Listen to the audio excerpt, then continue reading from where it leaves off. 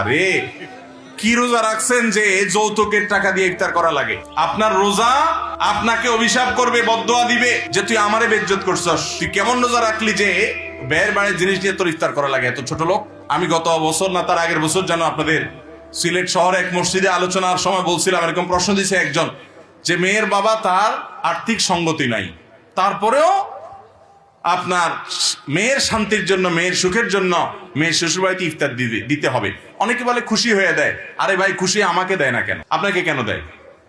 আপনাকে দেওয়ার মানে হলো মেয়েটার সুখের জন্য বেচারা দেয়, ঠিক না বে ঠিক? সাদে দেয় না, জানে যে না দিলে মেয়েটাকে খোঁচাখুচি করা হবে, তার শান্তির জন্য দেয়।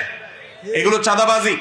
তো আমি সেই প্রশ্ন উত্তরে বলছিলাম, যাদের শ্বশুর বাড়ির কাছ থেকে এরকম ইফতার কোরবানির সময় গরু ছাগল আশা করেন, তারা আল্লাহর হস্তে ওই মেয়েটাকে কষ্ট না দিয়া, না জ্বালাইয়া আমাদের কাছে আসুন্নাহ ফাউন্ডেশনে দরখাস্ত লেখেন যে আমি একজন ফকির কপাল পড়া ছেলের বাপ বা ছেলের মা, বা আমি পাত্র, আমি আমার শ্বশুর বাড়ি থেকে যৌতুক প্রত্যাশী ছিলাম, কিন্তু আপনার ওয়াজ শুনে সেটা নিতে পারলাম না। আমি গরিব মানুষ, ইফতার করার টাকা নাই, তাহলে আসুন্নাহ ফাউন্ডেশন ইফতার তহবিল থেকে আপনাকে ইফতার দেওয়া হবে ইনশাআল্লাহ। এই ওয়াদা করার পর ফেসবুকে গত বছর বোধহয় আমরা বলেছিলাম কোরবানি উপলক্ষে যারা শ্বশুরবাড়ি থেকে এগুলো আশা করেন তারা আসুন্নাহ ফাউন্ডেশনে দরখাস্ত করেন।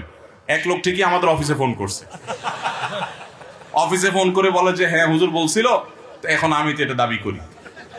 তো আমাদের অফিস থেকে তারা বললো যে ঠিক আছে, আপনার জন্য আমরা অবশ্যই কোরবানি গরু ছাগলের ব্যবস্থা করে দিব, তবে সেই সাথে আমাদের ফাউন্ডেশনের দায়িত্ব হিসাবে আমরা নামটাও কিন্তু প্রকাশ করব, যে একজন গরিব মানুষ শ্বশুরবাড়ির কাছ থেকে যৌতুক নিতে চাইছিলেন, আমরা তাকে যৌতুক শ্বশুরবাড়ি থেকে না যেন নেয় আমরা তাকে দিয়ে দিলাম, এটা কিন্তু আমরা প্রকাশ করব। তখন বলছে ভিক্ষা থাক কুত্তা ঠেকাও,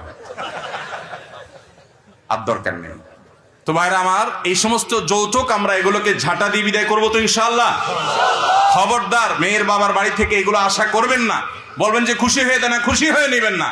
খুশি হয়ে আপনি দিতে পারেন না, ছেলের বাপ আপনি দিতে পারেন না, আপনার খুশি সব চলে গেছে, ওই মেয়ের বাপের নিয়ে সব খুশি। বোঝা গেল এগুলো সবগুলো নীরব চাঁদাবাজি। এগুলোর বিরুদ্ধে আমাদেরকে সংগ্রাম করতে হবে ইনশাআল্লাহ। মেয়ের বাপকে বরং উল্টা আরো হাদিয়া দিবেন, বাতাস করবেন বসে বসে। আল্লাহ আমাদেরকে তৌফিক দান করুন।